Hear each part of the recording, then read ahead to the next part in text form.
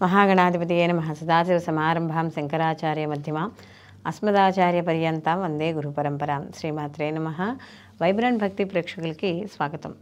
June 2024 సంవత్సరం సంబంధించి మాస ఫలితాలు తెలుసుకుందాం. ముందుగా ద్వాదశ రాశుల వారికి శుభాశుభ ఫలితాలు ఏ విధంగా ఉంటాయి అని తెలుసుకోబోయే ముందర ఈ మాసంలో అసలు గ్రహాల యొక్క సంచారం ఏ విధంగా ఉంటుంది అనేది తెలుసుకుందాం.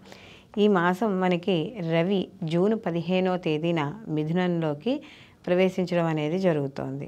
అలాగే కుజుడు జూన్ 1వ తారీఖు మేషరాశిలోకి పగలు 3:37 ప్రవేశిస్తాడు. అలాగే బుధుడు కూడా జూన్ 14వ తారీఖున మిథున రాశిలోకి ప్రవేశించడం అనేది జరుగుతుంది. అలాగే గురువు మనకి ఈ మాసం అంతా కూడా వృషభ రాశిలో సంచారం చేయడం, అలాగే శని భగవానుడు కూడా మనకి కుంభరాశిలో సంచారం చేయడం, మనకి ఈ మాసాంతం తర్వాత అయిన శని భగవానుడు వక్రగతిని పట్టడం అనేది జరుగుతుంది. అలాగే శుక్రుడు కూడా ఈ మాసంలో అంటే జూన్ 12వ తారీఖున ఈయన కూడా మిథునంలోకి ప్రవేశించడం అనేది జరుగుతుంది. అలాగే రాహువు వచ్చి మీనంలోను, కేతువు వచ్చి కన్యలోను సంచారం. చంద్రుడు ఈ మాసమంతా కూడా ఉత్తరాభాద్ర నక్షత్రం నుండి మొదలుకొని మళ్ళీ మాసాంతానికి రేవతి నక్షత్రం వరకు ఈయన సంచారం చేయడం అనేది జరుగుతుంది. కాబట్టి ఈ నవగ్రహ సంచారాలను అనుసరించి ద్వాదశ రాశుల వారికి ఏ విధంగా ఉంది, వాళ్ళు ఎటువంటి పరిహారాలు చేసుకుంటే వాళ్ళకి అనుకూలంగా ఉంటుంది అనే విషయాన్ని తెలుసుకుందాం. వృశ్చిక రాశి. వృశ్చిక రాశిలోకి మనకి విశాఖ 4వ పాదము, అలాగే అనురాధ 1, 2, 3, 4 పాదాలు, జ్యేష్ఠ 1, 2, 3, 4 పాదాలు మనకి వృశ్చిక రాశిలోకి రావడం అనేది జరుగుతుంది. ఈ వృశ్చిక రాశి వాళ్ళకి రాశ్యాధిపతి వచ్చి కుజుడు. అయితే ఈ వృశ్చిక రాశుల వాళ్ళకి కానీ చూసుకుంటే వీళ్ళకి అర్ధాష్టమ శని యొక్క ప్రభావం అనేది కనపడుతోంది. అయితే అర్ధాష్టమ శని యొక్క ప్రభావం కనపడుతున్న గురువు యొక్క బలం వీళ్ళకి అనుకూలంగా ఉండడం వల్ల విద్యార్థులు ఎవరైతే ఉన్నారో వాళ్ళందరూ మాత్రం కాస్త కష్టపడితే వాళ్ళకి మంచి ఉత్తీర్ణత సాధించడం, వాళ్ళు కోరుకున్న చోటికి యూనివర్సిటీల్లో కావచ్చు, కాలేజీల్లో కావచ్చు మంచి విజయాన్ని సాధించడం అనేది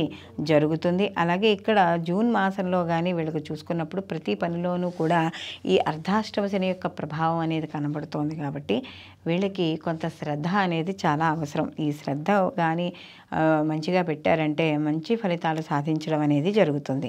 అలాగే కాస్త వీళ్ళకి స్నేహితులు, బంధువుల యొక్క సహాయ సహకారాలు అందుతాయి. వాళ్ళతో ఇష్టాగోష్ఠులు జరుపుకోవడం అనేది జరుగుతుంది. అలాగే వీళ్ళకి గతంతో కన్నా పోలిస్తే అంటే క్రితం మాసంతో కన్నా పోలిస్తే కూడా ఈ మాసంలో కొంచెం అనుకూలంగా ఉండడము, ప్రతి పనిలోనూ ముందుకు వెళ్ళడము, అలాగే ప్రతి పనిని కూడా వాళ్ళ యొక్క సొంత తెలివితేటలో ప్రయత్నించడము, కొంత దైవబలం కావచ్చు, ఏ విషయాలైనా గ్రహస్థితి అనుకూలంగా ఉండడం వల్ల కావచ్చు, అన్ని రకాలుగా కూడా ఈ యొక్క వృశ్చిక రాశి వాళ్ళకి అనుకూలంగా ఉండడం అనేది జరుగుతుంది. అలాగే ఆరోగ్య విషయాల్లో మాత్రం కొంత జాగ్రత్త వహించుకుంటే మాత్రం ఈ జూన్ మాసంలో వీళ్ళకి సరిపోతుంది. అలాగే ఏదైనా వ్యాపారాల్లో వాటిల్లో ఏదైనా పెట్టుబడులు అంటే ఆర్థికంగా వీళ్ళకి అనుకూలంగా కొంతవరకు ఉన్న పెట్టుబడులు పెట్టే అంత స్థాయి గల వాతావరణం అంటే అంత అనుకూలమైన వాతావరణం మాత్రం వీళ్ళకి లేదని చెప్పవచ్చు. కాబట్టి పెట్టుబడులు ఏదైనా ఎక్కడైనా వ్యాపారంలో పెట్టుబడేటప్పుడు కానీ లేదా అనవసరంగా ఎక్కడైనా ఈ మ్యూచువల్ ఫండ్స్ అనో లేకపోతే వేటిల్లోనైనా సరే పెట్టడం ద్వారా కొంత దెబ్బతినే అవకాశం అనేది ఉంటుంది. కాబట్టి ఈ సమయం మంచిది కాదని చెప్పవచ్చు. అలాగే దూర ప్రయాణాలు ఇవన్నీ కూడా కొంత శ్రమను కలిగించడం అనేది జరుగుతుంది. అంటే ప్రయాణాలు చేసి వచ్చిన తర్వాత శారీరకంగా అలసిపోవడం, శ్రమపడ్డం ఇలాంటివన్నీ ఎక్కువగా జరిగే అవకాశం ఉంటుంది. కాబట్టి ప్రయాణ విషయాల్లో జాగ్రత్త తీసుకుంటూ ఉండండి.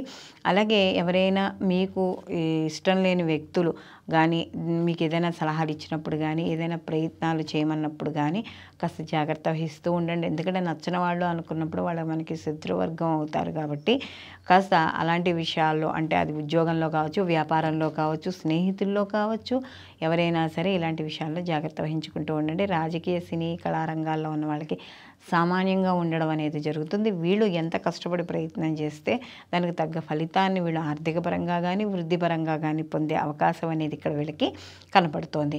వీళ్ళకి ఈ మాసంలో మరిన్ని మంచి ఫలితాలు పొందడానికి వీళ్ళు ప్రతి నిత్యము కూడా శివారాధన చేసుకుంటూ ఉండడం, ప్రతిరోజు సంధ్యా సమయంలో శివాలయానికి వెళ్ళి శివదర్శనం చేసుకోవడం ద్వారా వీళ్ళకి మరిన్ని మంచి ఫలితాలు పొందుతాయి. అలాగే దీంతో పాటుగా శనివారాల నియమాలు పాటించడం ద్వారా వీళ్ళకి కాస్త కొంత అనుకూలంగా ఉండడం, ప్రతిరోజు కూడా హనుమాన్ చాలీస పారాయణ చేసుకుంటూ ఉండడం, ఇలాంటివన్నీ కూడా మీకు ఏవైతే శత్రువులు ఉన్నారో ఆ శత్రువులను దూరం చేయడం అనేది జరుగుతుంది. సర్వేజన సుఖినో భవంతు, లోకా సంస్థ సుఖినో భవంతు.